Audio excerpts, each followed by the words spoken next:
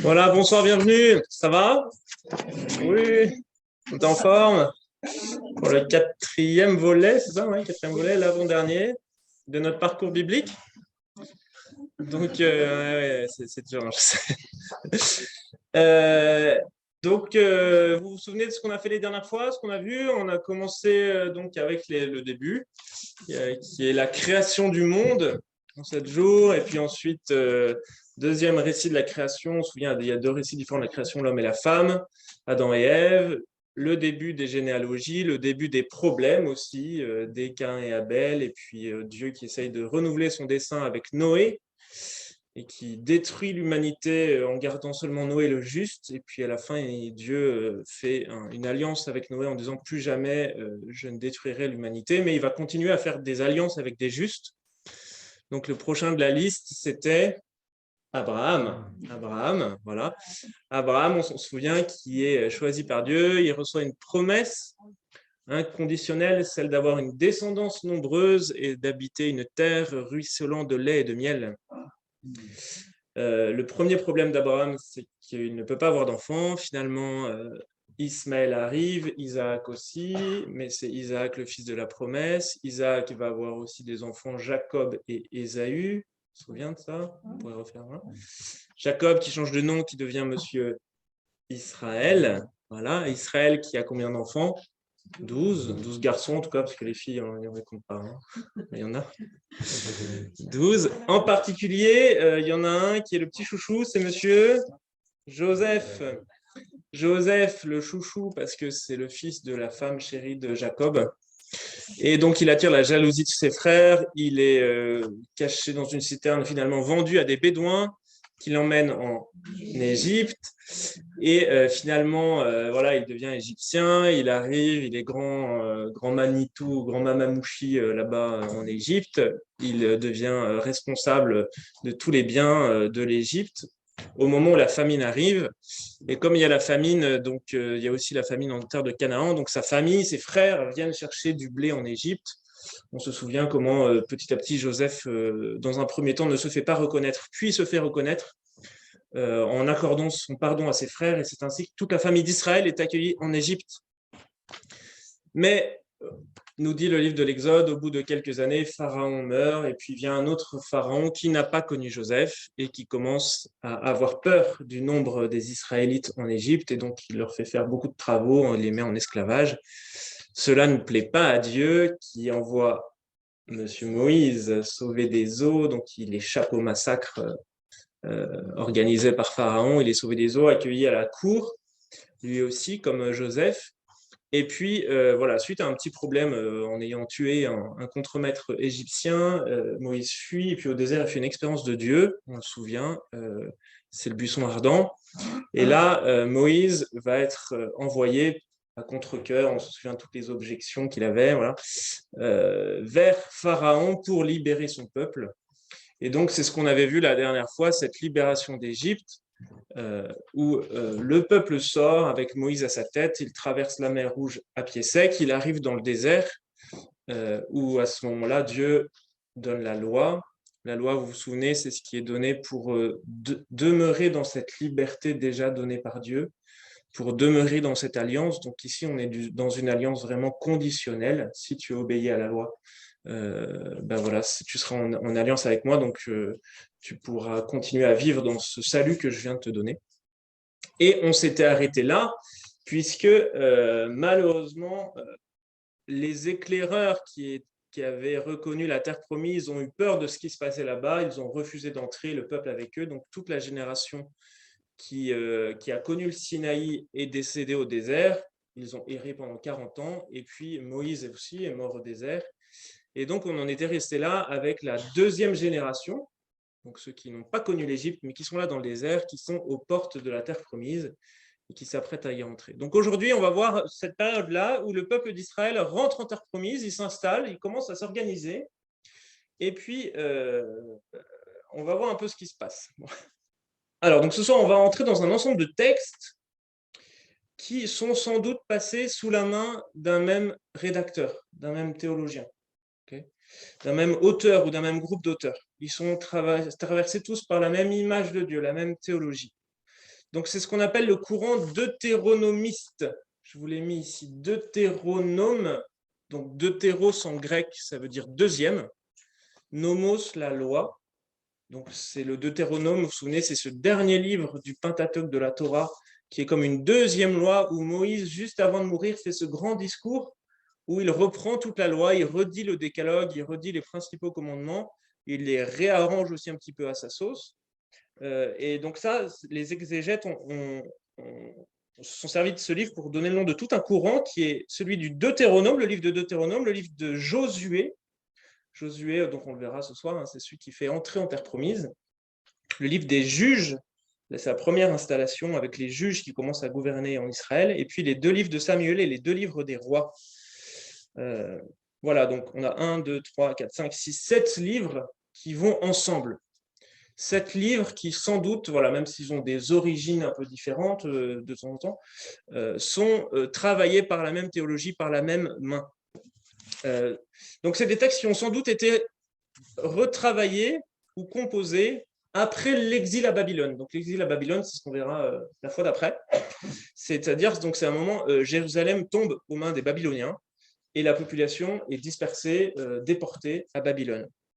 Et donc, c'est sans doute un groupe de théologiens juifs qui essayent de comprendre comment est-ce qu'on a pu en arriver à cette catastrophe-là. Est-ce que c'est notre Dieu qui n'est pas si fort que ça, finalement, face au Dieu des Babyloniens, par exemple, ou est-ce que c'est autre chose, hein? Donc, si Jérusalem et si le temple de Jérusalem tombent, c'est qu'il y a un vrai problème. C'est soit que Dieu n'existe pas, soit qu'il y a un autre problème. Okay, et donc, ce qui est intéressant, c'est que dans ces livres-là qui sont bien avant l'exil, dans l'histoire, hein, c'est l'histoire de Moïse, c'est l'histoire de Josué, des juges, on retrouve des allusions à l'exil et au fait d'être déporté, arraché de la terre promise, alors que dans la chronologie de l'histoire, il n'est pas encore question de ces événements. Donc, je vous ai mis quelques citations sur la feuille. Par exemple, en Deutéronome 28, il y a voilà, cette phrase qu'on peut lire là. Ainsi donc, de même que le Seigneur se plaisait à vous rendre heureux et nombreux, de même il se plaira à vous faire périr. Donc, on se souvient, c'est l'alliance conditionnelle, hein. C'est si vous obéissez à la loi, vous serez heureux. Si vous n'obéissez pas à la loi, il y aura des catastrophes. Donc, le Seigneur se plaira à vous faire périr, à vous exterminer. Vous serez arrachés de la terre où tu vas rentrer pour en prendre possession. Le Seigneur te dispersera parmi tous les peuples, d'une extrémité de la terre à l'autre. Et là, tu serviras d'autres dieux que ni toi ni tes pères vous ne connaissez, du bois et de la pierre. Donc on voit déjà que Moïse, voilà, ça c'est dans la bouche de Moïse, dans le livre du Deutéronome, juste avant de mourir, déjà dans la bouche de Moïse, il y a ces annonces de la catastrophe qui va arriver, donc que nous on verra ce soir déjà un petit peu en partie. Même s'il n'en est pas du tout question à l'époque, on voit que voilà, le narrateur, les auteurs préparent un peu le lecteur, donc chacun de nous, à ce qui va arriver. On a aussi dans Josué, le livre de Josué, une annonce de l'exil. Si vous transgressez l'alliance du Seigneur votre Dieu, alliance qu'il vous a prescrite, si vous allez servir d'autres dieux et vous prosternez devant eux, alors la colère du Seigneur s'enflammera contre vous et vous disparaîtrez rapidement de cette bonne terre que le Seigneur vous a donnée. Vous serez arrachés de la terre, vous ne serez plus sur la terre promise. Et dans le livre des rois, donc voilà, plus avant dans l'histoire, donc là, c'est le livre des rois, c'est Salomon qui fait un discours, donc juste avant, c'était Josué. Lorsqu'ils pécheront contre toi, donc c'est Salomon qui parle à Dieu, car il n'est pas d'être humain qui ne commette quelque péché, et que tu seras irrité contre eux, alors tu les livreras à la merci de leurs ennemis, et leurs vainqueurs les emmèneront captifs dans un pays ennemi, lointain ou proche. Voilà un peu quelques petits points communs que je vous dis un peu en préalable avant de rentrer dans ces différents textes, avant de rentrer dans l'histoire, pour se rendre compte que c'est déjà une relecture. C'est déjà une relecture de l'histoire. C'est pas l'histoire qui est écrite comme des journalistes, enfin sans doute, voilà, enfin, il y a peu de chances que Salomon ait dit ça comme ça. C'est une relecture pour essayer de comprendre ce qui s'est passé et qu'est-ce qui nous a amené à cette catastrophe qu'on verra tout à l'heure et puis la prochaine fois. Ces grandes figures, Moïse, Josué, Salomon, annoncent déjà l'exil, en rappelant sans cesse l'alliance conditionnelle. Donc, si le peuple obéit au commandement, il n'y aura pas de problème. Si le peuple désobéit, ça va mal se passer. Si le peuple choisit de se séparer de Dieu, alors Dieu ne pourra plus rien faire pour eux parce que l'alliance est rompue. Voilà. Donc, tout ça, c'est pour nous préparer, pour préparer le lecteur à ce qui va arriver à la fin. Et c'est aussi une manière pour aider ceux qui sont passés par l'exil de comprendre un peu comment et pourquoi ils en sont arrivés là. Qu'est-ce qui s'est passé? Donc ce soir, on va vivre une histoire un peu triste, qui est celle de la désobéissance progressive et récurrente du peuple de Dieu et qui va conduire à l'exil. Donc, je vous préviens, on sait le carême. On va vivre voilà, des choses pas très réjouissantes. Et en même temps, c'est une invitation pour la génération de lecteurs des textes que nous sommes à revenir de tout notre cœur à la loi de Dieu. Nous aussi, on est concernés par cette alliance. Et donc, cette histoire, elle nous invite à revenir sans cesse à la fidélité avec Dieu, parce qu'on sait que si on s'en sépare, il y a des problèmes. Ça va? Super. On va entrer maintenant dans cette histoire, avec comme première partie, voilà mon point 2, l'installation en terre promise. On commence donc avec le livre de Josué. Donc, le peuple a erré 40 ans dans le désert. Tous ceux qui avaient refusé d'entrer en terre promise sont morts, sauf 2 personnages qui étaient des éclaireurs et qui, eux, poussaient le peuple à y aller, mais voilà, le peuple a refusé. Donc, il y a Josué. Josué, c'est le même nom que Jésus. Yehoshua, Dieu sauve. Donc, c'est un premier Jésus de la Bible qui est là, qui va nous faire vivre quelque chose de grand. Et puis Caleb, ça veut dire le chien, comme le kleps en arabe. Caleb, voilà, c'est le chien. C'est pas grave. Voilà, donc c'est eux qui avaient poussé à rentrer quand même en terre promise, donc ils ont quand même survécu. Moïse meurt et c'est Josué, Jésus, qui prend la relève après la seconde génération, auprès de la seconde génération des Israélites. Alors, je vous invite à aller voir dans le livre de Josué, de Jésus. Donc, c'est juste après le Deutéronome. C'est la suite de l'histoire. On va lire ensemble les 5 premiers versets du chapitre 1. Après la mort de Moïse, serviteur du Seigneur, le Seigneur parla à Josué, fils de Nun, l'auxiliaire de Moïse, et lui dit : Moïse, mon serviteur, est mort, maintenant debout. Passe le Jourdain que voici, toi et tout ce peuple, vers le pays que je donne aux Israélites. Tout lieu que foulera la plante de vos pieds, je vous le donne, comme je l'ai dit à Moïse. Depuis le désert et le Liban jusqu'au grand fleuve l'Euphrate, tout le pays des Hittites et jusqu'à la grande mer, vers le soleil couchant, tel sera votre territoire. Donc le Liban, on voit bien, donc on est à l'est de la Turquie, au sud. L'Euphrate, donc c'est encore un peu plus loin, vers l'Irak. Et puis la grande mer, c'est la Méditerranée. Personne, tout le temps de ta vie, ne pourra tenir devant toi. Je serai avec toi comme j'ai été avec Moïse. Je ne t'abandonnerai point ni ne te délaisserai. Donc on voit que Josué, c'est le nouveau Moïse. Il a la même autorité, la même mission, c'est la même chose. C'est lui qui prend la tête du peuple et qui va le faire entrer en terre promise. Et on continue. Sois fort, Josué, et tiens bon, car c'est toi qui vas mettre ce peuple en possession du pays que j'ai juré à ses pères de lui donner. Seulement sois fort et tiens très bon. Ça fait 2 fois. Pour veiller à agir selon toute la loi que mon serviteur Moïse t'a prescrite. Ne t'en écarte ni à droite ni à gauche, afin de réussir dans toutes tes démarches. Que le livre de cette loi soit toujours sur tes lèvres. Médite-le jour et nuit, afin de veiller à agir selon tout ce qui est écrit. C'est alors que tu seras heureux dans tes entreprises et tu y réussiras. Ne t'ai-je pas donné cet ordre ? Sois fort et tiens bon. Sois sans crainte ni frayeur, car le Seigneur ton Dieu est avec toi dans toutes tes démarches. Donc tout de suite, Dieu redonne la condition. La condition de son aide, c'est d'être fidèle à la loi. Donc ce sera le grand thème qu'on verra ce soir, hein, dont je le redirai plein de fois, puis à la fin, on s'en rappellera. Donc on est dans l'alliance conditionnelle. Si le peuple ou ses dirigeants sont infidèles à la loi de Moïse, c'est la bénédiction. Sont fidèles à la loi de Moïse, c'est la bénédiction, sinon c'est la défaite. Et donc Josué, nouveau Moïse, envoie des espions en terre promise, comme Moïse l'avait fait. Il envoie des espions vers Jéricho, la première ville qui se trouve en face du Jourdain. Et puis Josué, nouveau Moïse, fait passer le peuple à pied sec à travers le Jourdain, comme Moïse a fait traverser la mer Rouge à pied sec. Alors, je vais juste prendre un petit peu de temps pour refaire la carte du pays. Alors, la Terre Sainte, donc vous savez, vous avez là-haut la Turquie, le Liban, et puis là, ici, on a l'Égypte, et là, c'est la Terre promise. Ok, donc avec la Turquie ici, la Syrie, l'Irak, par là-bas. Ici, on connaît très bien le lac de Tibériade. qui est traversé par le Jourdain.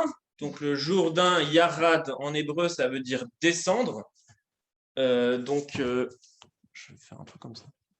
Donc le Jourdain, c'est cette rivière qui descend vers le sud et qui arrive, qui se jette dans la mer Morte. Donc cette mer qui est fermée sur elle-même, qui est remplie de sel, et il n'y a rien qui pousse tellement elle est salée, et même on flotte. De ce côté-là, c'est les montagnes de la Jordanie. Voilà, clac, clac, clac. De ce côté-là, c'est aussi les montagnes. Voilà, je fais des petites montagnes, hein, c'est pas mal. Avec ici la ville de Jéricho.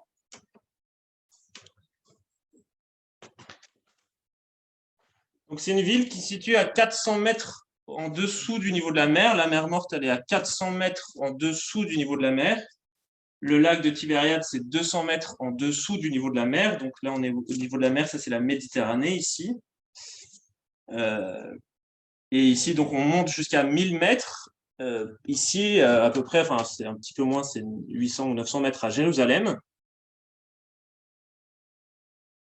Je n'écris pas super bien, mais c'est pas grave. Jérusalem qui est par ici. Et ensuite, on redescend de la montagne, on arrive à moins 400 mètres à Jéricho. Donc, les Hébreux, ils se sont perdus dans ce désert pendant 40 ans, là-dessous, là, ça continue. Et puis, ils arrivent donc de ce côté-là, en face de Jéricho. Et c'est à cet endroit-là qu'ils traversent le Jourdain. Ok. Donc, je crois que j'ai prévu qu'on puisse lire ensemble cette entrée en terre promise. Voilà, donc c'est au chapitre 3, toujours du livre de Josué. Check. Au chapitre 3, les versets 14 à 17. Le passage du fleuve. Or, quand le peuple quitta ses tentes pour traverser le Jourdain, les prêtres portaient l'arche de l'alliance en tête du peuple. Donc, vous vous souvenez, pour Moïse, il a traversé la mer Rouge, ce qui était devant et derrière, c'était la colonne de feu. Maintenant, c'est l'arche d'alliance qui est devant, qui conduit.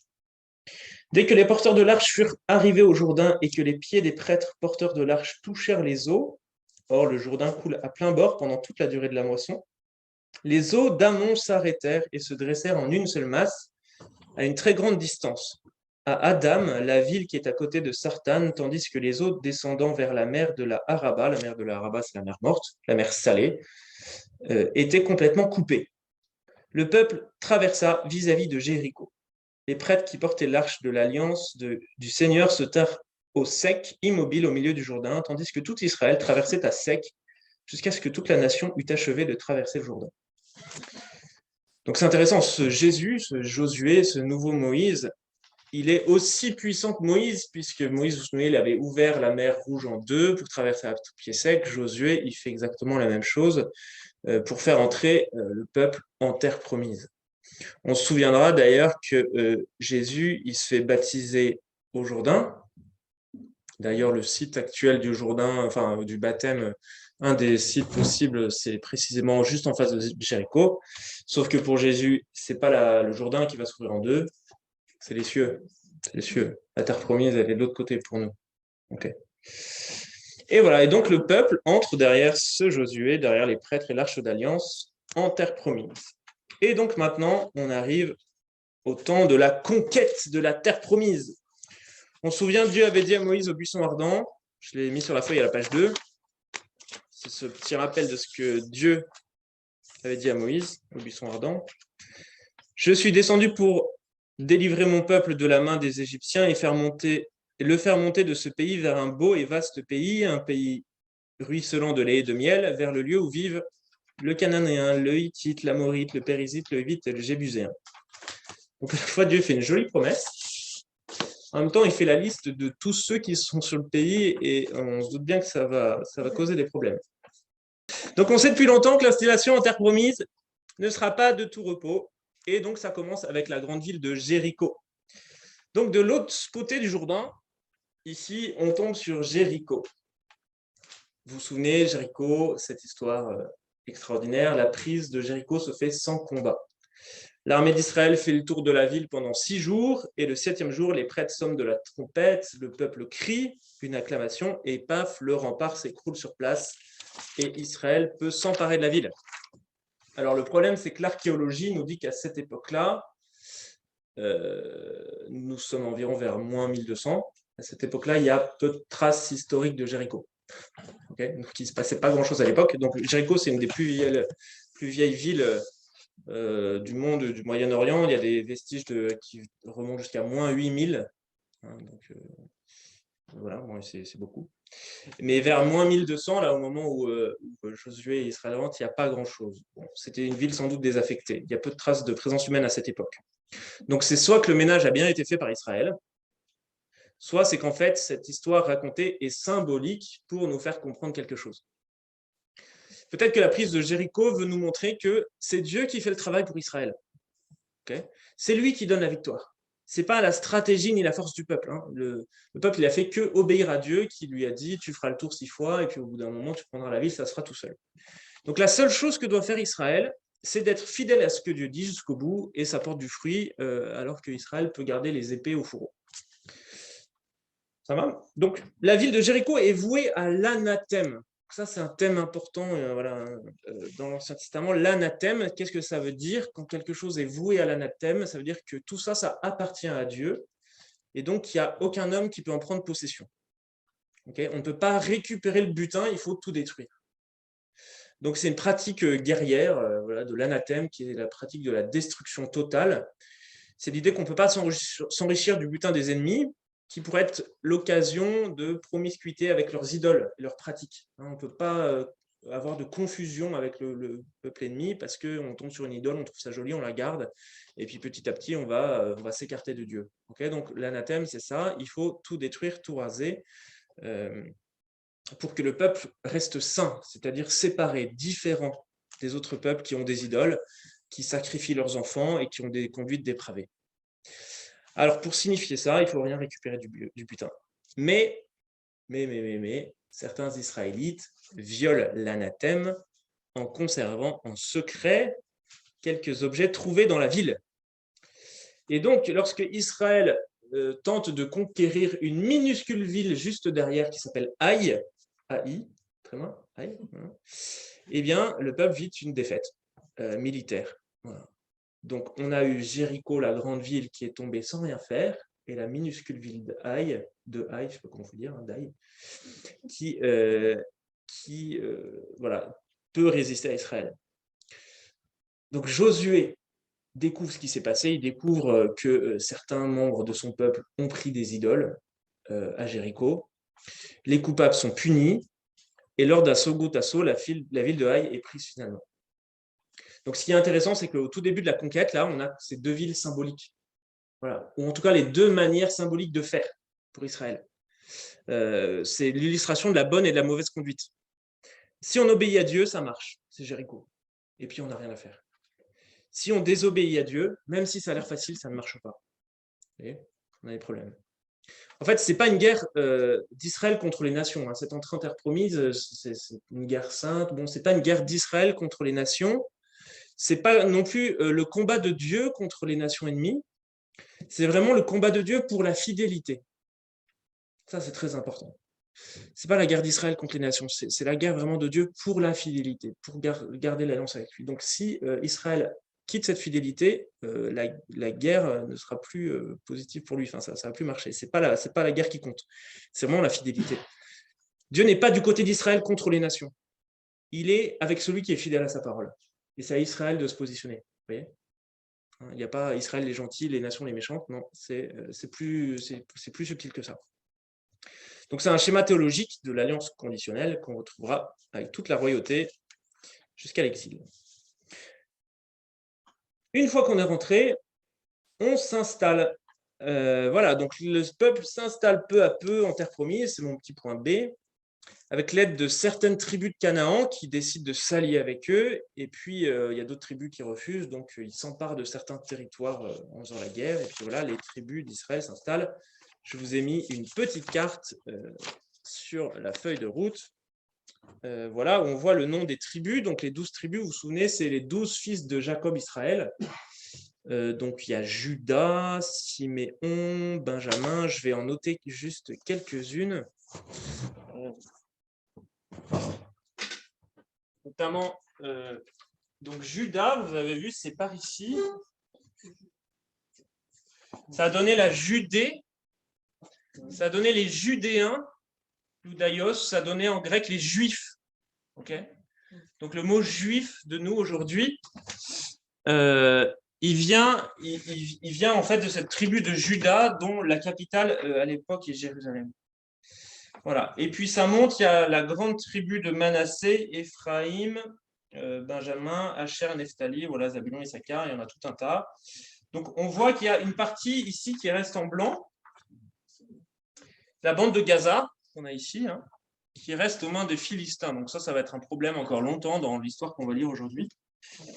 Et vous savez qu'au moment où les Romains ont nommé la province ici, donc beaucoup plus tard, hein, autour du 1er siècle avant Jésus et après, quand ils ont nommé la province ici, ils ont eu tellement de problèmes avec les Juifs qu'ils n'ont pas appelé la province juive, mais la province philistine, des Philistins, qui a donné pour nous aujourd'hui la Palestine.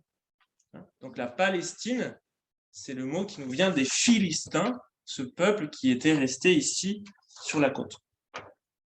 Ok. Voilà, donc le peuple s'installe. Vous avez remarqué qu'en fait, il manque il manque deux fils de Jacob. Vous allez en trouver un au moins. Le chouchou, Joseph.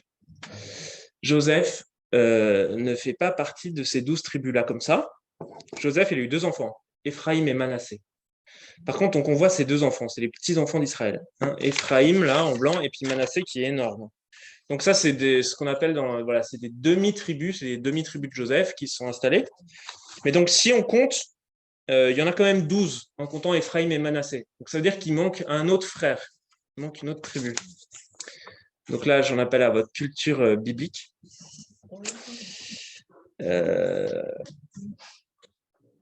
Il manque. On va lire Deutéronome, on va retourner un peu en arrière. Deutéronome, donc c'est juste avant le livre de Josué, pour comprendre un peu cette énigme. Deutéronome 18.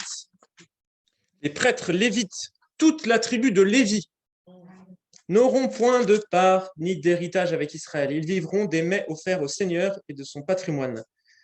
Cette tribu n'aura pas d'héritage au milieu de ses frères. C'est le Seigneur qui sera son héritage, ainsi qu'il le lui a dit. Voici les droits des prêtres sur le peuple, sur ceux qui offrent un sacrifice de gros ou de petit bétail. On donnera au prêtre l'épaule, les mâchoires ou l'estomac. Tu lui donneras les prémices de ton froment, de ton vin nouveau et de ton huile, ainsi que les prémices de la tonte de ton petit bétail, car c'est lui que le Seigneur ton Dieu a choisi entre toutes les tribus pour se tenir devant le Seigneur ton Dieu, pour faire le service divin et donner la bénédiction au nom du Seigneur, lui et ses fils pour toujours.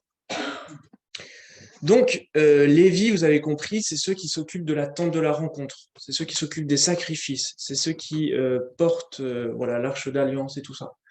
Donc, eux, ils n'ont pas le droit à un petit lopin de terre, donc ils vont pouvoir vivre dans certaines villes qui leur sont un peu ouvertes pour eux, mais ils vivront de la récolte des autres en assurant toujours le service liturgique de la prière au temple et puis dans les lieux de sacrifice.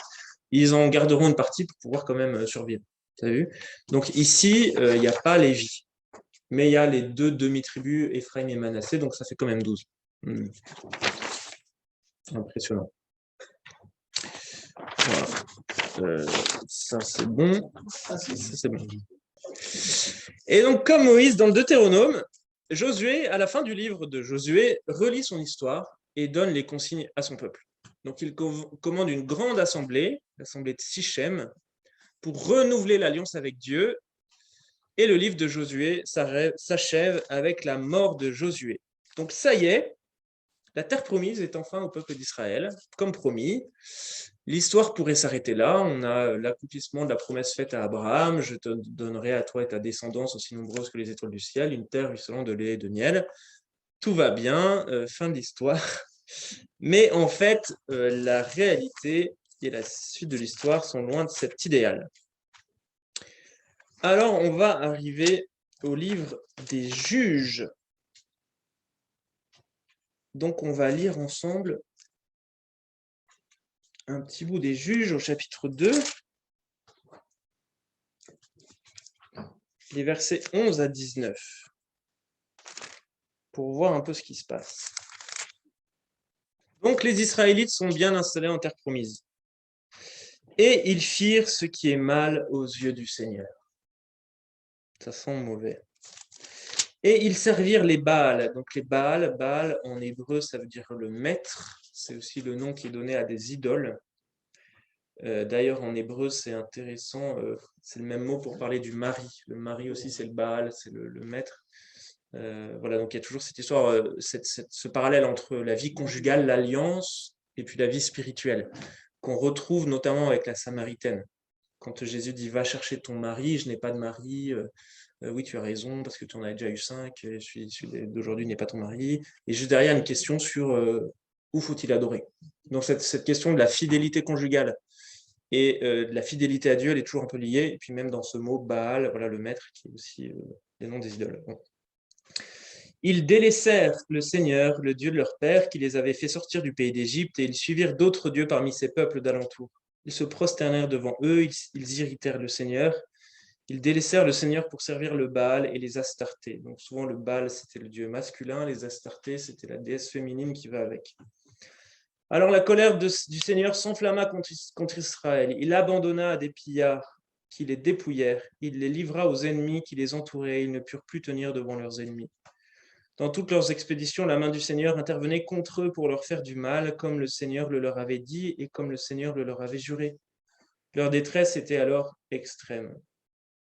Alors le Seigneur suscita des juges qui les sauvèrent de la main de ceux qui les pillaient. Mais même leurs juges, ils ne les écoutaient pas. Ils se prostituèrent, encore le langage un peu conjugal, voilà, à d'autres dieux. Ils se prosternèrent devant eux. Bien vite, ils se sont détournés du chemin qu'avait suivi leur père, docile au commandement du Seigneur. Ils n'agirent pas ainsi.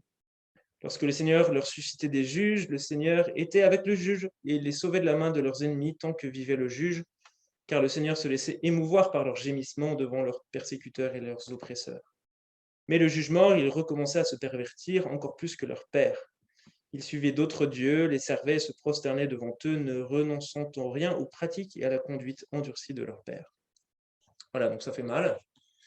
Dès le début de l'installation de Terre Promise, il y a cette tristesse d'un peuple qui est infidèle, qui ne suit pas Dieu, avec ces histoires d'idoles qui rappellent aussi le péché du veau d'or en Terre Promise, dans le désert, enfin dans le désert, on l'a pas en Terre Promise, mais avant d'arriver. Donc, comme le peuple se sépare, il leur arrive des catastrophes, mais Dieu n'abandonne pas, il envoie des juges pour essayer de les ramener vers lui. Autrement dit, Israël n'est pas meilleur que les nations païennes. Arrivés là-bas, ils font la même chose. Et même si on est élu de Dieu, ça ne veut pas dire qu'on est meilleur que les autres. Même si Israël est élu de Dieu, c'est une famille élue, voilà, ça ne veut pas dire qu'ils sont meilleurs que les autres. Donc ça se vérifie aussi dans la Bible. Alors Dieu envoie des juges. Donc les juges, qu'est-ce que c'est? C'est des sortes de leaders prophétiques, charismatiques, suscités par Dieu de manière un peu spontanée, par-ci par-là, pour rediriger le peuple vers Dieu et le protéger des ennemis. Mais figurez-vous que même les juges finissent par être corrompus. Donc je vous en ai choisi trois exemples intéressants. Il y en a beaucoup plus. Donc il y a un juge exemplaire, c'est Déborah, dont on déploie l'histoire au chapitre 4 et 5. Déborah, ça veut dire l'abeille.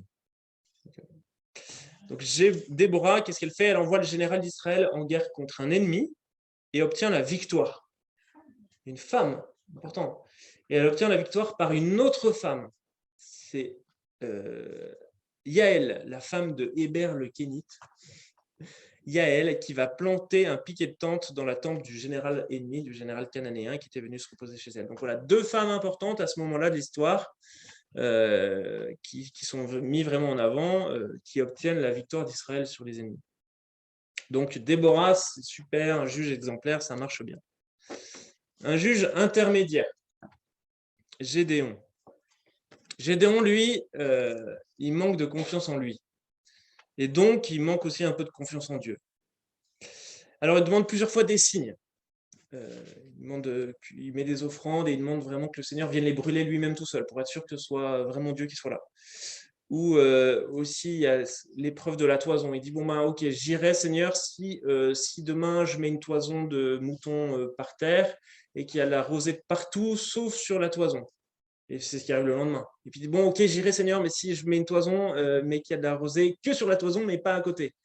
Et c'est ce qui arrive le lendemain. Donc il a toujours besoin de preuves, de signes. C'est un peu un saint Thomas avant l'heure pour être sûr, est-ce que vraiment c'est toi qui es là? Voilà.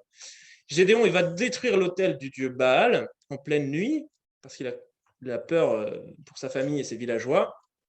Et puis il est vainqueur sur une armée de Madianites, une armée qui est réduite par le Seigneur, qui est épouvantée par le bruit de cruches brisées. Donc ils arrivent en pleine nuit et puis ils cassent des cruches, et puis en criant des cris de guerre et du corps, un peu comme à Jéricho, et ce bruit-là, ce vacarme fait fuir les ennemis. Donc au début, Gédéon, ça marche plutôt bien. Au début, ça marche plutôt bien. Mais à la fin de sa vie, il fabrique une idole avec l'or de ceux qui ont voulu le faire roi. Et donc là, catastrophe. Et puis ses enfants commencent aussi un peu à faire n'importe quoi. Et puis un troisième juge qu'on peut nommer, c'est Samson. Samson, un personnage important qu'on connaît bien aussi, enfin on a quelques aspects pour lui. Samson, il est à la fois fort comme un géant, avec sa force qui réside mystérieusement dans la longueur de ses cheveux, et il est faible comme un enfant. Il se laisse manipuler et influencer, notamment par ses épouses philistines, dont Dalila. Dalila qui va le trahir, voilà, en faveur des Philistins. Elle va se rapprocher de lui demander son point faible, il va lui dire que c'est ses cheveux, et puis comme ça les Philistins pourront l'attraper. Samson est colérique et elle est habitée par une forme de furie incontrôlable. C'est un peu Hulk à sa manière. Bon. Il tue, vraiment, à un moment, il tue 1000 hommes avec une mâchoire d'âne. Faut imaginer le truc, hein. Enfin, c'est presque un Marvel. Mais il n'arrive pas à éradiquer les Philistins du pays. Donc on voit Samson, à la fois, il fait quelque chose, et en même temps, il y a cette furie, cette colère, cette faiblesse qui fait de lui un personnage un peu ambigu, et puis ça ne marche pas. Et donc le livre des juges se termine par l'attente d'un roi. Donc je vous ai mis le verset sur la feuille de route en bas de la page 2. En ces jours-là, il n'y avait pas de roi en Israël, chacun faisait ce qui lui plaisait. Donc ça, c'est le dernier verset du livre des juges, qui prépare déjà un peu la suite. Et puis si vous tournez les pages de votre Bible, là, à la fin du livre des juges, ça dépend de votre Bible en fait, je pense, mais on arrive sur un tout petit livre, le livre de Ruth. Ruth la Moabite, donc Moab c'est l'étranger, c'est pas une Israélite. Donc Ruth, elle épouse monsieur Boaz de Bethléem. Et Ruth et Boaz deviendront les arrière-grands-parents du futur roi David. Okay. Donc Ruth et Boaz vont donner Jessé et qui donneront David. Je crois que c'est un truc comme ça.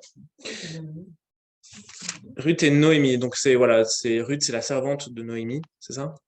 Ouais. Ruth, c'est la servante de Noémie et puis qui s'attache à elle et qui finalement se marie avec un Israélite. Donc il y a dans la descendance, dans les ascendants de David, une Moabite, donc une étrangère. Et donc on va arriver ensuite au livre de Samuel qui va nous raconter petit à petit l'histoire du roi David. Ça va jusque-là? Super. Donc je rentre dans mon point 3, les rois d'Israël. Donc on a vu l'entrée en terre promise, l'installation par Josué, petit à petit les juges, et maintenant les rois. Okay. Donc c'est une partie de l'histoire biblique qui est parfois un peu confuse, un peu technique. Donc on connaît bien Moïse, nous. On connaît un tout petit peu Abraham, mais maintenant on a bien retenu le lien entre Abraham et Moïse. Et là, c'est un petit peu plus laborieux parce qu'on arrive dans une période où il y a beaucoup de noms, beaucoup d'épisodes, beaucoup d'événements. Donc moi, je vous mets en exergue quelques éléments, quelques personnages, et puis vous retenez ce que vous avez envie, mais je vous referai à la fin la petite chronologie générale, comme j'aime bien, un peu synthétique, pour avoir bien les idées au clair sur cette période qui, malgré tout, est importante. Donc là, on a 4 livres qui forment un ensemble vraiment unifié. Premier livre de Samuel, deuxième livre de Samuel, premier livre des rois, deuxième livre des rois. Le premier livre de Samuel, je vous l'ai mis sur la feuille, ça raconte la vie du prophète Samuel. Donc Samuel, c'est à la fois un juge, c'est le dernier des juges, et c'est déjà aussi un prophète. C'est lui qui institue le roi Saül et puis le roi David. On va en parler. Le deuxième livre de Samuel raconte la vie du roi David, dans sa gloire et aussi dans sa faiblesse. On va en parler. Le premier livre des rois raconte la vie de Salomon, donc c'est le fils de David, le roi Salomon, et la division du royaume d'Israël en un royaume du nord et un royaume du sud à Jérusalem. On va en parler.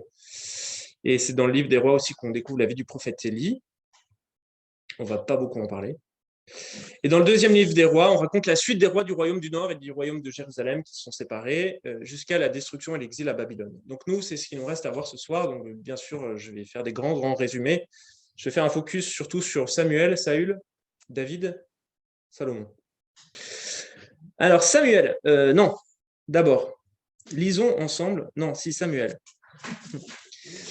Le dernier juste d'Israël. Alors Samuel, c'est un des rares prophète de la Bible dont on nous raconte précisément toute l'histoire, depuis sa conception jusqu'à sa mort. Un peu déjà Samson, c'était un peu déjà la même chose. Il est né de Anne, la femme chérie et stérile de son mari Elkana, qui prie le Seigneur au temple de Silo parce que elle pleure, elle est malheureuse parce qu'elle n'arrive pas à avoir des enfants, et puis elle obtient un enfant qu'elle appelle Samuel. C'est la racine de écouter. Donc Samuel, c'est Dieu écoute. C'est comme le Shema Israël, écoute Israël. Donc Samuel, Dieu écoute. Donc c'est Dieu qui a écouté sa prière et qui l'a exaucée. Donc elle met au monde ce fils, Samuel, qu'elle confie au prêtre de Silo, du temple de là où elle était allée prier, qui s'appelle Élie, mais c'est pas le prophète Élie. On connaît bien le récit de la vocation de Samuel dans le temple. Vous vous souvenez, Samuel qui entend la voix du Seigneur. Et par 3 fois, en fait, 2 fois, il va voir le prophète Élie. Donc Samuel entend Samuel, Samuel.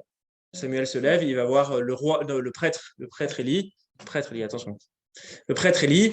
Élie dit non, je ne t'ai pas appelé, retourne te coucher. Deuxième tour, et puis troisième fois, Élie il comprend. Le prêtre il dit non, tiens, si ça recommence, dis mon voici Seigneur, ton serviteur écoute. Et donc là, troisième fois, Dieu appelle Samuel, Samuel, parle Seigneur, ton serviteur écoute. Donc c'est cette vocation de Samuel. Samuel devient un juge et un prophète pour Israël. Il les invite à revenir à Dieu pour mettre fin à l'oppression des Philistins. Et lorsque Samuel devient vieux, il institue ses fils comme juges. C'est un peu comme un début de dynastie. Hein. Déjà, il institue ses fils, ce qui ne se faisait pas forcément jusqu'à présent. Mais les fils ne sont pas fidèles, ils sont attirés par l'argent et le pouvoir. Alors maintenant, du coup, on va lire au premier livre de Samuel, le chapitre 8, les versets 4 à 22, qui racontent cette demande extraordinaire qui va changer l'histoire du peuple d'Israël. Tous les anciens d'Israël, donc Samuel, premier livre de Samuel, chapitre 8, versets 4 à 22. Tous les anciens d'Israël se réunirent et vinrent trouver Samuel à Rama. Ils lui dirent, « Tu es devenu vieux et tes fils ne marchent pas sur tes traces.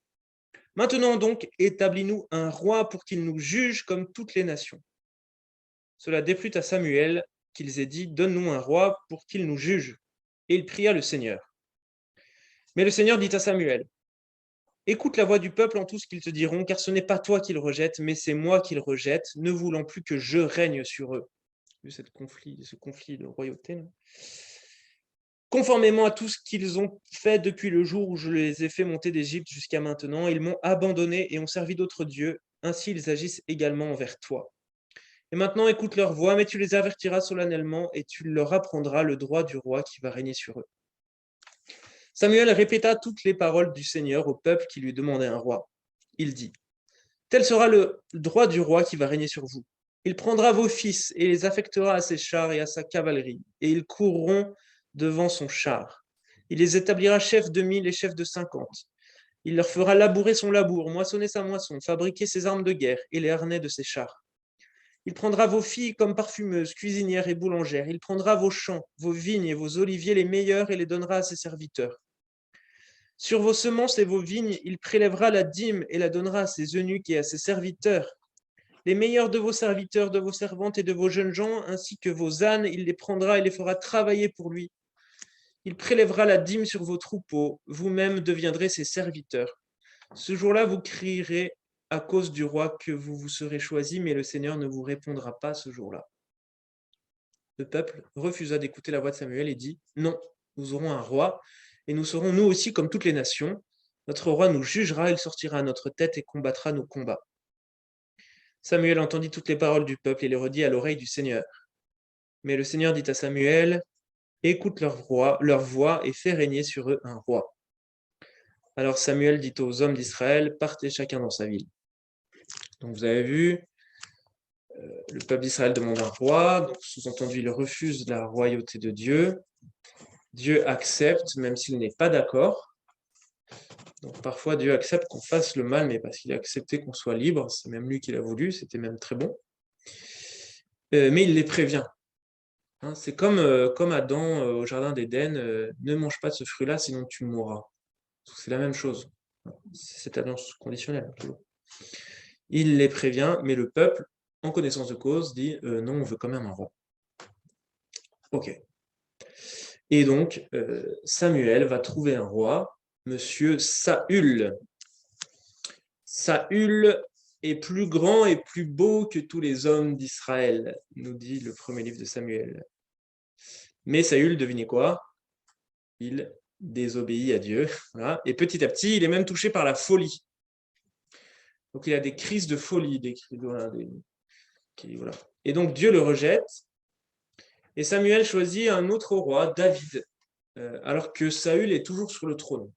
Okay, donc il y a ce roi qui devient fou, qui commence à faire n'importe quoi avec la loi de Dieu.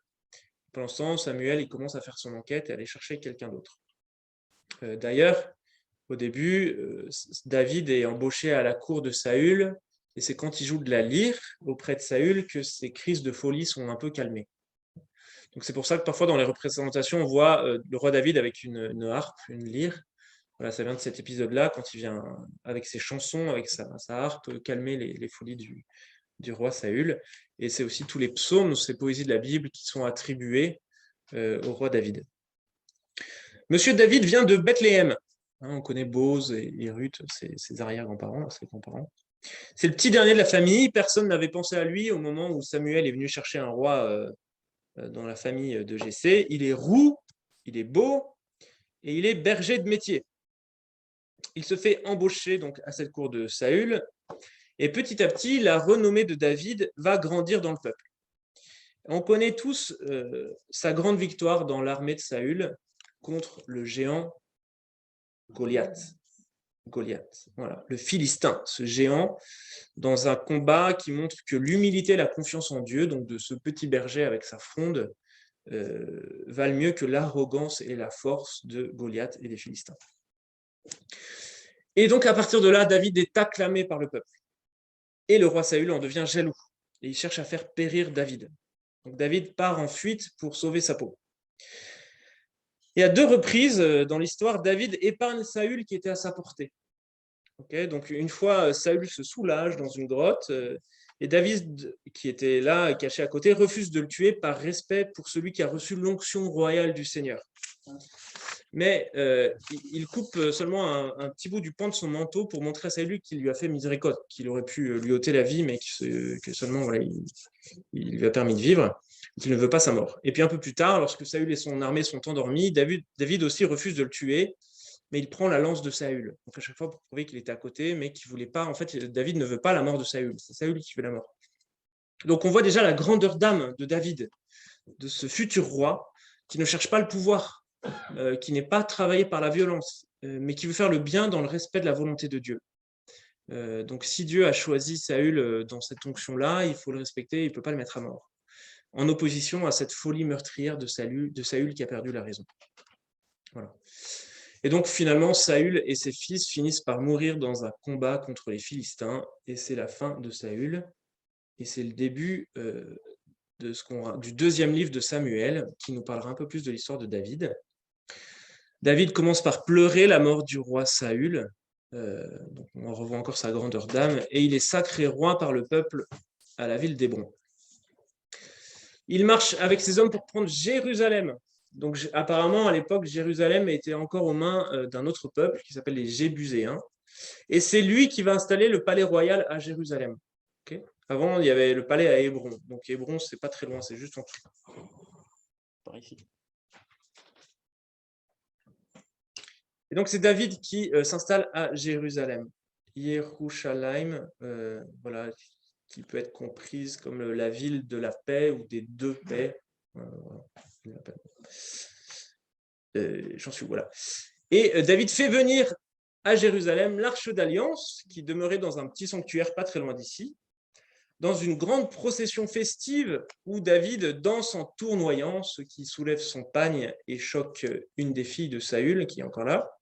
Et puis du pain et de la viande sont distribués à tous les habitants et l'arche est installée dans la tente de la rencontre à Jérusalem. Là, on est à peu près en moins 1000. Donc moins 1200, l'entrée en terre promise, moins 1000, le règne de David. Ça, c'est facile. Moins 1000, David, qui s'installe à Jérusalem. Mais quelque chose chagrine un peu David. Alors, on va lire le deuxième livre de Samuel, chapitre 7. Donc ça y est, David est roi en Israël, il est installé dans sa maison tranquille à Jérusalem. Deuxième livre de Samuel, chapitre 7. Quand le roi habita sa maison et que le Seigneur eut accordé le repos alentour face à ses ennemis. C'est une période de paix. Le roi dit au prophète Nathan, « Vois donc, j'habite une maison de cèdre et l'arche de Dieu habite sous une tente de toile. » Nathan répondit au roi, « Va et fais tout ce qui te tient à cœur, car le Seigneur est avec toi. » Mais cette nuit même, la parole du Seigneur fut adressée à Nathan en ces termes. Écoutez bien. Va dire à mon serviteur David, ainsi parle le Seigneur. Est-ce toi qui me construiras une maison pour que j'y habite? Je n'ai jamais habité de maison depuis le jour où j'ai fait monter d'Égypte les Israélites jusqu'à aujourd'hui, mais je cheminais sous une tente et sous un abri. Pendant tout le temps où j'ai voyagé avec tous les Israélites, ai-je dit à un des juges d'Israël que j'avais institué comme pasteur de mon peuple Israël, pourquoi ne me bâtissez-vous pas une maison de cèdre? Maintenant donc tu parleras ainsi à mon serviteur David. Ainsi parle le Seigneur Sabaoth. C'est moi qui t'ai pris au pâturage derrière le troupeau pour être chef de mon peuple Israël. J'ai été avec toi partout où tu allais, j'ai supprimé devant toi tous tes ennemis. Je te donnerai un grand nom comme le nom des plus grands de la terre. Je fixerai un lieu à mon peuple Israël, je l'y planterai, il demeurera en cette place, il ne sera plus ballotté et des scélérats ne continueront plus à l'opprimer comme auparavant, depuis le temps où j'instituai des juges sur mon peuple Israël. Je t'ai accordé le repos face à tous tes ennemis. Le Seigneur t'annonce qu'il te fera une maison. Et quand tes jours seront accomplis et que tu seras couché avec tes pères, j'élèverai ta descendance après toi. Celui qui sera issu de tes entrailles, et j'affermirai sa royauté. C'est lui qui bâtira une maison pour mon nom, et j'affermirai pour toujours son trône royal. Je serai pour lui un père, et il sera pour moi un fils. S'il se fourvoie, je le châtierai avec une verge d'homme, et par les coups que donnent les humains, ma fidélité ne s'écartera pas de lui, comme je l'ai écarté de Saül, que j'ai écarté de devant toi. Ta maison et ta royauté subsisteront à jamais devant toi, ton trône sera affermi à jamais. C'est selon toutes ces paroles et selon toute cette vision que Nathan parla à David. Donc ça, on appelle ça l'oracle de Nathan. C'est un moment très important de la Bible où donc David veut construire une maison pour Dieu et Dieu lui dit non, c'est moi qui vais te construire une maison au sens d'une famille. Donc je vais te donner une descendance. Et dans cette descendance, il y aura un roi qui sera roi pour toujours. Si vous vous souvenez bien, quand l'ange Gabriel vient annoncer à Marie dans l'évangile de Luc la naissance de Jésus, il lui parle un peu avec les mêmes termes. Pour nous, ce roi promis ici par Dieu à David, par l'intermédiaire de Nathan, ce sera Jésus. Donc, c'est intéressant. On a une vraie promesse messianique ici, qui est faite à David. Dieu ne rejettera pas David et sa descendance comme cela est advenu pour Saül. Voilà. Et donc, Saint Luc verra la naissance de Jésus comme l'accomplissement de cette promesse. Et on y reviendra tout à l'heure, parce que l'histoire n'est pas finie. Donc David poursuit ses campagnes militaires et tout se passe bien, jusqu'à ce que, au chapitre 11, au temps où les rois partent en campagne, David, lui, reste à la maison. Il voit donc sur une terrasse la femme d'un de ses généraux prendre un bain, Bethsabée, la femme de Ouri le Hittite. Il la fait venir chez lui, il couche avec elle et elle tombe enceinte. pour essayer de couvrir l'affaire, David fait revenir du front Uri, donc le mari de cette femme, pour qu'ils couchent ensemble et pour qu'on pense que l'enfant vienne de son mari. Malheureusement, la loi de la guerre, c'est quand on est en guerre, on ne couche pas avec sa femme. Et Uri va respecter la loi, lui, contrairement à David. Hein. Donc, David va faire manger, boire et tout ça, mais non, il dormira à côté. C'est intéressant cette loi, hein, comme quand on est en guerre, la violence qui nous habite, attention à la relation avec son épouse. Voilà. Et donc finalement, David va fomenter la mort de Uri en l'envoyant au cœur d'un combat, au cœur de la mêlée, et en demandant aux troupes de se retirer, en laissant Uri tout seul, et donc forcément, il va mourir. C'est ce qu'on appelle le péché de David. Si on a qu'un, c'est celui-là. Voilà. Et c'est un péché qui se déploie en différentes nuances de gris, si on peut dire. D'abord, c'est la paresse. Hein, le texte nous dit « Autant où les rois partent en campagne, David resta à la maison. » Et pourquoi lui qui est roi, il ne part pas en campagne à ce moment-là, et pourquoi il reste à la maison? Donc, premier degré, la paresse. Ensuite, l'envie. Il voit cette femme, il l'envie. Ensuite, l'adultère. Donc, l'envie, il passe à l'acte. Voilà. Ensuite, la tromperie. Il essaye de faire en sorte que Uri puisse coucher avec elle pour faire croire. Voilà. Et puis, le mensonge et finalement, le meurtre. Donc, en mettant Uri vraiment en difficulté. Donc, on voit vraiment l'enchaînement du péché, là. Le cercle vicieux, là, qui nous pousse à aller toujours plus loin dans le mal pour essayer de couvrir le mal déjà commis. Et David, lui non plus, n'écoute pas, comme chacun de nous. Enfin, on n'est pas tous obligés d'aller jusque-là. Mais... Et donc, le prophète Nathan, à l'aide d'une parabole, aide David à ouvrir les yeux sur son méfait. Donc ça, c'est le chapitre 12, qu'on ne va pas lire. Je vais vous le raconter. Nathan raconte l'histoire d'un homme qui chérit la brebis unique qu'il possède, qui est comme sa fille. Tandis qu'un autre, qui possède un grand troupeau, vient tuer cet homme pour obtenir la brebis du premier. Donc David, là, face à cette histoire, a mis en position de juge extérieur pour réaliser ce que la passion et la peur ne lui permettaient pas de voir jusqu'à présent de sa propre histoire. Et donc, c'est cette désobéissance importante que David va réaliser à ce moment-là à travers cette histoire. Il va demander pardon, il va arrêter de manger, se couvrir de sacs dans un repentir. Finalement, l'enfant de Bethsabée qui a été conçu va mourir. Et à ce moment-là, David se remet normalement et les gens ne comprennent pas. Ils disent, mais ton fils vient de mourir, pourquoi tu te remets à manger, allez mieux? En fait, jusqu'à présent, je demandais le pardon de Dieu. Maintenant que je ne peux plus rien faire, la vie reprend, quoi. Et donc, c'est cette désobéissance importante de David qui va provoquer, malgré tout, la ruine de sa maison, de sa royauté, annoncée par Nathan, juste derrière cette histoire.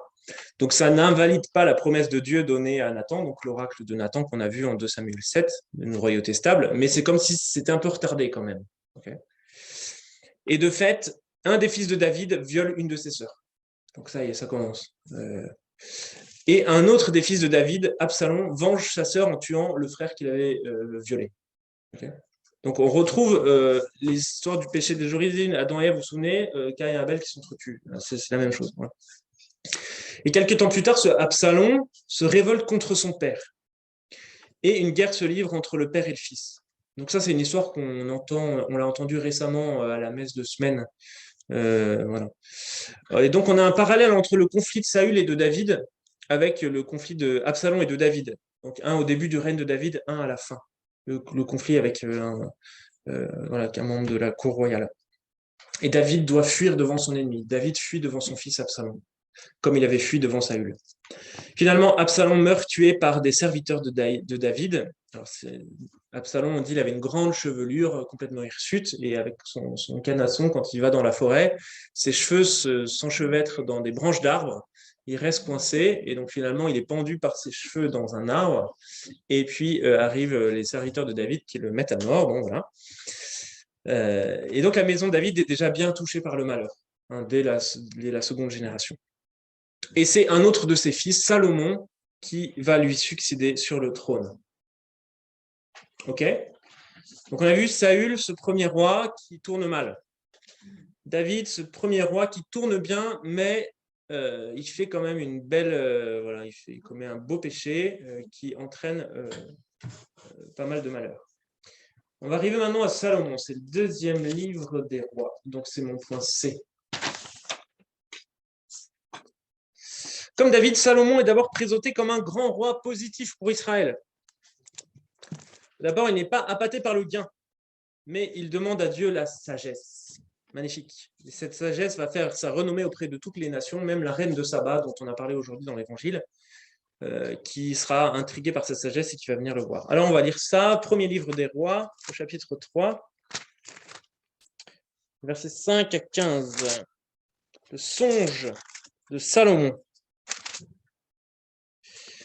À Gabaon, donc premier livre des rois, chapitre 3, versets 5 à 15. À Gabaon, le Seigneur apparut la nuit en songe à Salomon. Dieu dit, demande ce que je dois te donner.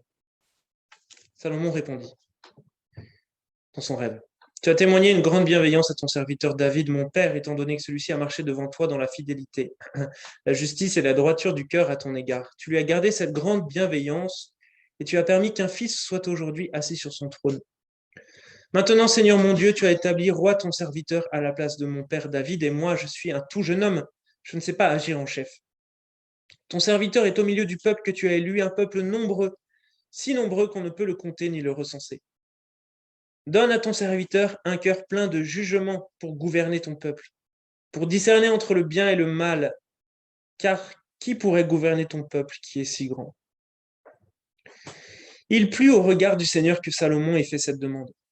Et Dieu lui dit, parce que tu as demandé cela, que tu n'as pas demandé pour toi de longs jours, ni la richesse, ni la vie de tes ennemis, mais que tu as demandé pour toi le discernement du jugement, voici que je fais ce que tu as dit. Je te donne un cœur sage et intelligent, comme personne ne l'a eu avant toi, et comme personne ne l'aura après toi.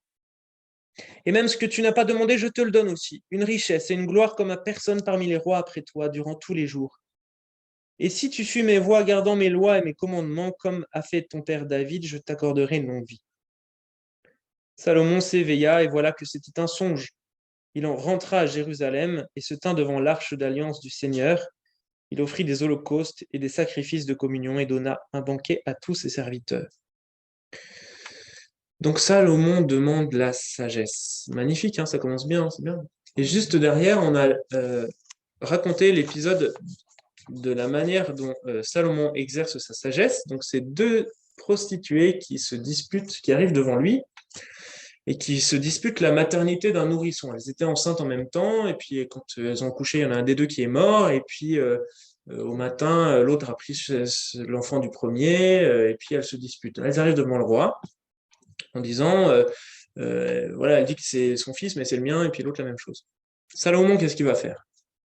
Salomon propose de couper l'enfant en deux pour le partager à chacune des deux hypothétiques mamans. Qu'est-ce qui se passe? Immédiatement, la vraie mère refuse cette solution et elle accepte de donner son enfant à l'autre, mais pourvu qu'il reste en vie. Tandis que la fausse mère, finalement, elle n'est pas gênée qu'on le coupe en deux.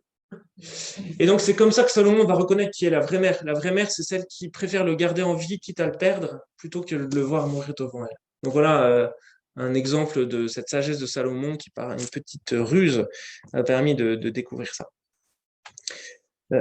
Voilà, donc Salomon, un homme sage, première caractéristique. Deuxième caractéristique de Salomon, c'est lui qui va finalement construire le temple de Jérusalem que son père David projetait de construire. Donc c'est comme si Salomon était déjà le fils annoncé par l'oracle de Nathan, qui avait dit, ben là c'est un de tes fils, tes descendants, qui construira une maison pour moi. Donc c'est Salomon qui va faire, donc un temple rutilant d'or et d'essence de bois précieux. Donc Salomon, toutes les nations viennent vers lui parce qu'il est très sage, et donc c'est comme s'il avait beaucoup de vassaux, on lui offre beaucoup de richesses. Bon, et c'est le signe de la grandeur de Dieu parmi toutes les nations. Magnifique, super, un peu l'apogée du royaume. Mais pour Salomon aussi, ça tourne mal. Donc pour construire le temple et sa capitale, Jérusalem, Salomon accable le peuple de lourds impôts et de travaux forcés. On se rappelle ce qu'avait dit Samuel au début où le peuple demandait un roi. Il dit où tu demanderas roi, il va te prendre tes enfants pour en faire des esclaves, il va t'accabler de dîmes, d'impôts. Voilà. Bah, c'est exactement ce qui se passe avec Samuel. Il y a beaucoup d'impôts et des travaux forcés. Donc Salomon, oui, c'est ça, Salomon. Et Salomon, c'est un peu comme un nouveau pharaon quelque part, hein, d'un côté. Ouais. Et puis Salomon va épouser des centaines de femmes étrangères, 700, sans compter les concubines, hein, pour étendre sa domination. C'est des jeux d'alliance. Ok. Mais du coup, les femmes étrangères, elles arrivent avec leurs idoles et il va se mettre à construire des temples pour chacune des idoles. Donc ça bien. Très bien. Salomon n'est pas fidèle à Dieu. Il a des erreurs politiques, l'histoire des impôts, des erreurs religieuses, l'histoire d'idoles. Et tout ça, ça va construire à une division dans ce royaume d'Israël, un schisme dans ce royaume qui était pourtant arrivé à son apogée. Alors attention, qu'est-ce qui va se passer? Donc ça, c'est très important dans l'histoire d'Israël, ce schisme en moins 900, hein, donc 100 ans après l'arrivée de David, en gros. Un des généraux de Salomon, Jéroboam, se révolte contre Salomon avec le peuple. Il se révolte contre Salomon et le fils de Salomon, Roboam. Forcément, on n'est pas aidé parce qu'ils sont presque le même nom. Hein. Donc Roboam, c'est le fils de Salomon, Jéroboam, c'est son général. Donc le général se rebelle. Et seulement 2 tribus vont rester attachées au fils de Salomon, Roboam, et à sa royauté à Jérusalem, c'est Juda et Benjamin. On se souvient de la carte? Donc moi j'ai marqué Juda, Benjamin c'est juste au-dessus. La Bible dit les 10 autres tribus vont se rallier à cette scission autour de monsieur Jéroboam. Et ils vont fonder un royaume indépendant. Okay. C'est ce qu'on va appeler le royaume du Nord ou le royaume d'Israël, en opposition au royaume de Juda. Donc en gros, on a le royaume de Juda ici, voilà, qui est pas très grand. Et alors il y a des tribus en dessous, la Bible ne raconte pas trop ce qui se passe, mais en haut on a le royaume du Nord.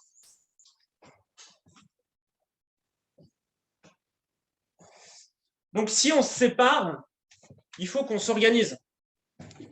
Donc il faut une nouvelle dynastie, donc un nouveau palais, donc une nouvelle capitale. Cette capitale, ça va devenir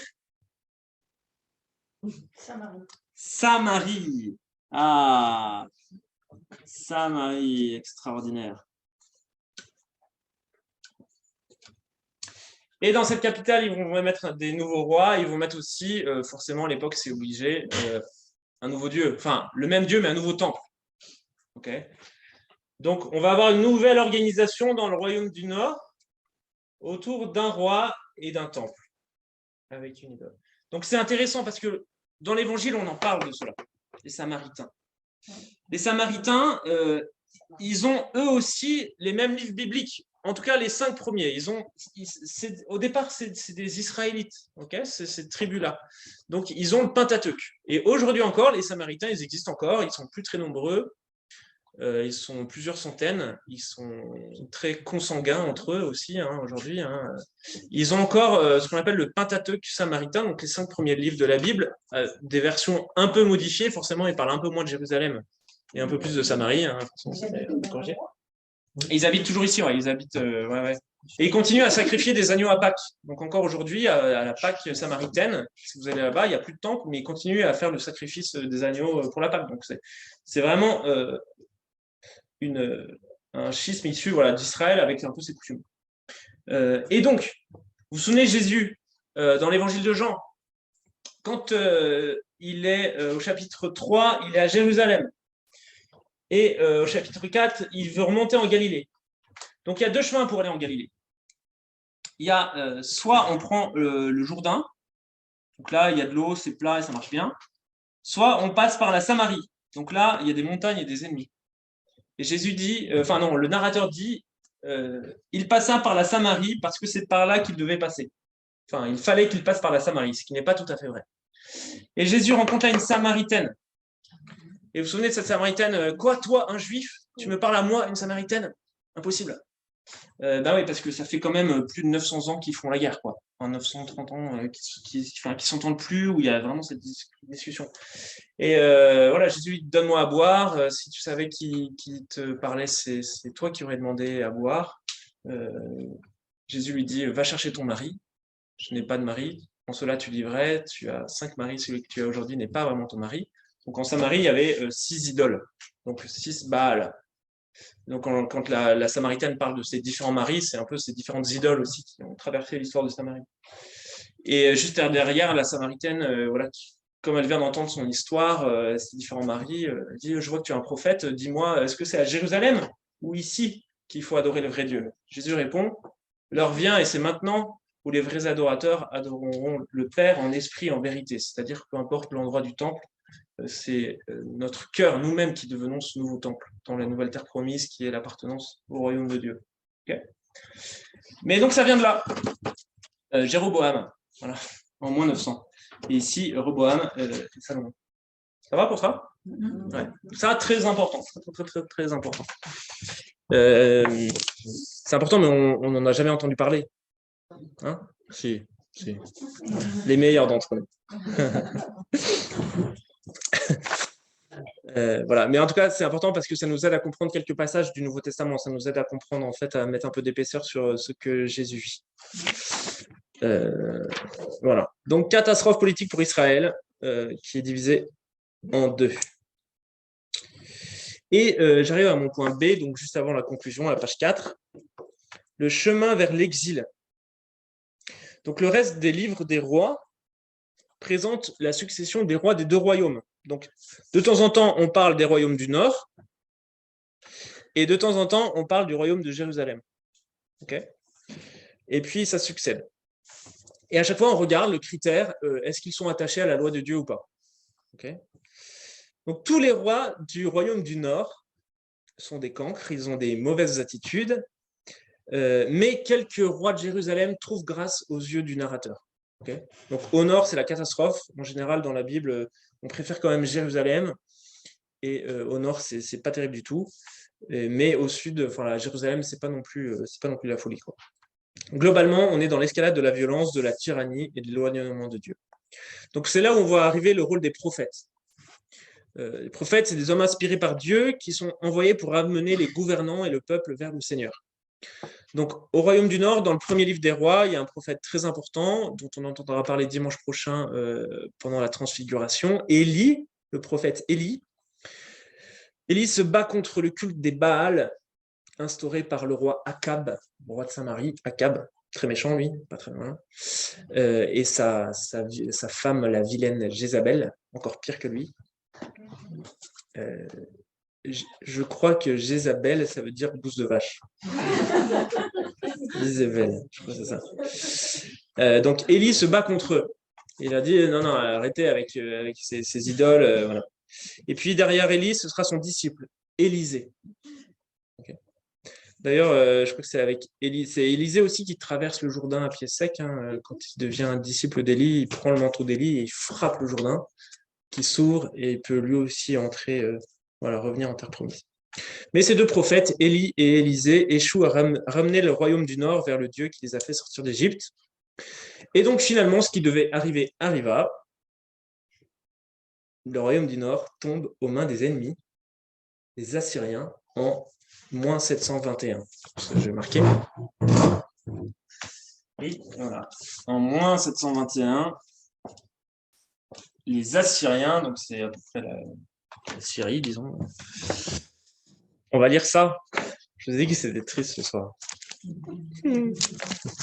Dans le deuxième livre des rois, chapitre 17. Verset 1. Deuxième livre des rois, chapitre 17. En la 12e année d'Akaz, roi de Juda. Voilà, Juda s'en bat. Osée, fils d'Éla, devint roi sur Israël. Donc Israël, c'est le royaume du Nord.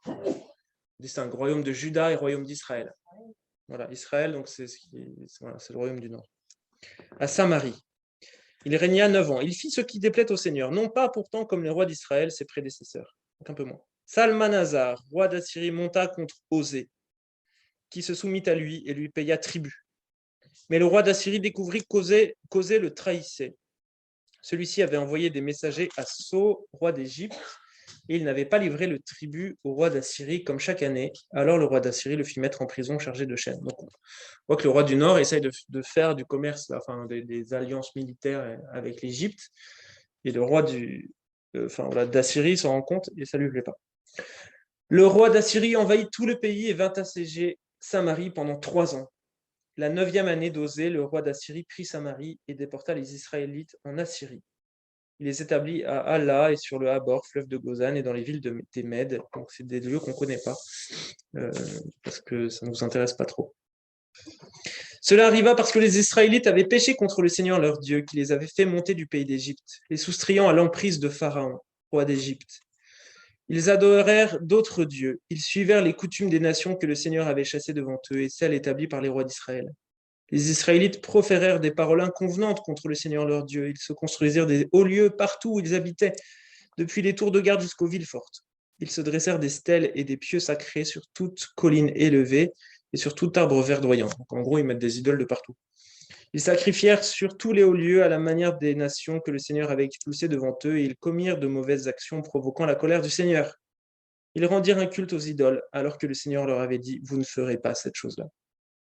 Donc là, on explique pourquoi ça s'est passé. Donc c'est pas parce que le Dieu d'Israël est moins fort, c'est parce que le royaume d'Israël s'est séparé du Dieu d'Israël, qui est le plus fort. Mais ils se sont séparés, et ils ont fait que ça, tout au long de leur histoire. Donc ce qui devait arriver, arriva, ce qu'on annonce depuis le début, ça arrive, c'est la destruction. Et ça c'est pour le royaume d'Israël, le royaume du Nord.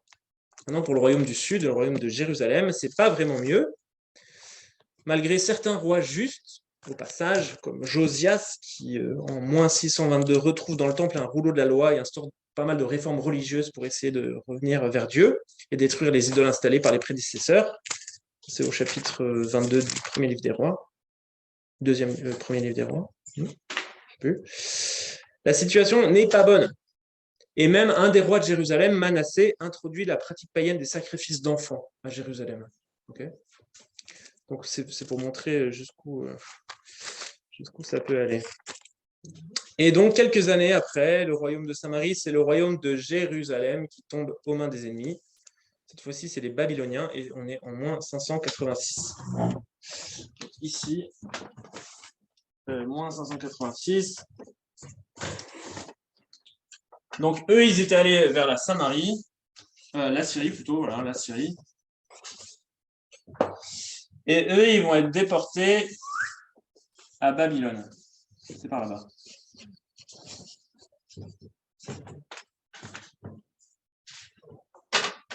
On va lire ça, hein, on va lire. Hein. Donc, c'est deuxième livre des rois, chapitre 24.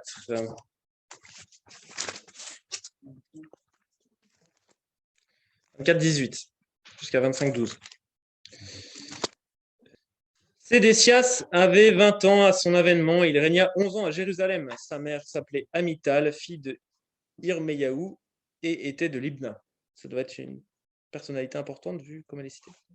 Il fit ce qui déplaît au Seigneur, tout comme avait fait Joachim. Cela arriva à Jérusalem et à Juda à cause de la colère du Seigneur, tant qu'enfin il les rejeta de devant sa face. Sédécias se révolta contre le roi de Babylone. En la 9e année de son règne, au 10e mois, le 10 du mois, Nabuchodonosor, tiens, c'est un nom qu'on connaît dans la Bible, ça, mais on n'avait jamais trop su qui c'était. Donc Nabuchodonosor, c'est un nom d'un roi babylonien, c'est celui qui vient de détruire Jérusalem. Donc lui, c'est un grand méchant dans la Bible. Très, très méchant. Hein. Détruire Jérusalem, détruire le temple, pas bien. Pas bien.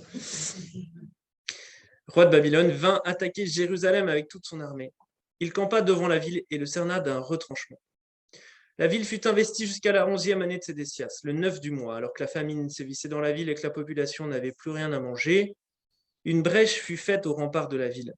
Alors tous les hommes de guerre s'échappèrent de nuit par la porte entre les deux murs qui est près du jardin du roi. Les Chaldéens, donc les Chaldéens, c'est les Babyloniens, cernaient la ville et ils prirent le chemin de la Araba, c'est vers le sud. Les troupes chaldéennes poursuivirent le roi et l'atteignirent dans les plaines de Jéricho, où tous les soldats se dispersèrent loin de lui. Les Chaldéens s'emparèrent du roi et le menèrent à Ribla, auprès du roi de Babylone. Ils le firent passer en jugement, ils firent égorger les fils de Sédécias sous ses yeux, Puis Nabuchodonosor creva les yeux de Sédécias, le mit au fer et l'emmena à Babylone.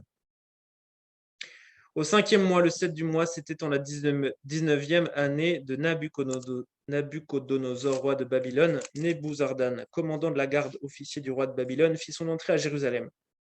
Il incendia le temple du Seigneur, le palais royal et toutes les maisons de Jérusalem.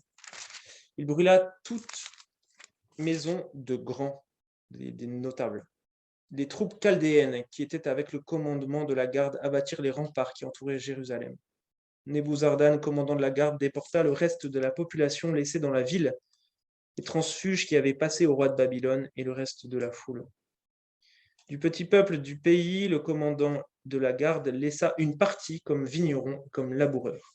Alors, on ne va pas lire la suite, ça continue. Dieu avait promis à Abraham une descendance nombreuse qui pourrait s'installer dans une terre ruisselant de lait et de miel. Bilan, il ne reste pas grand-chose. Ça n'a pas marché. On a été ce soir témoin à la fois de l'arrivée en terre promise, de l'installation, donc c'est ma conclusion, de l'installation, et puis en même temps, on a été témoin de l'expulsion de la terre promise.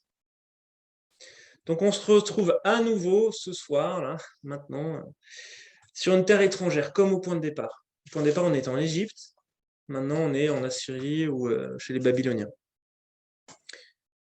Comment comprendre un tel échec? Est-ce que c'est l'échec de Dieu et de sa promesse? Donc vous avez la réponse, hein, je l'ai dit depuis le début. Les livres que nous avons parcourus tentent plutôt de comprendre ce qui a mené à cette catastrophe en plaçant la responsabilité du côté du peuple et de ses responsables, en particulier les rois. Si le roi et le peuple sont infidèles, Dieu ne peut pas tenir ses garanties envers eux. Donc on est en plein dans le schéma d'alliance conditionnelle, symbolisé par la loi donnée à Moïse. Si tu obéis à la loi, tu es dans ma fidélité et ça va bien. Si tu désobéis, eh bien, tu vas vers la mort. La même chose qu'au jardin d'Éden. L'alliance est maintenue à condition que le partenaire soit fidèle à la loi et ce n'est pas été le cas. Donc le livre nous laisse sur une attente. Qu'est-ce que Dieu va faire maintenant? Qu'est-ce qui se passe? Enfin, est-ce que ça s'arrête ici, c'est fini?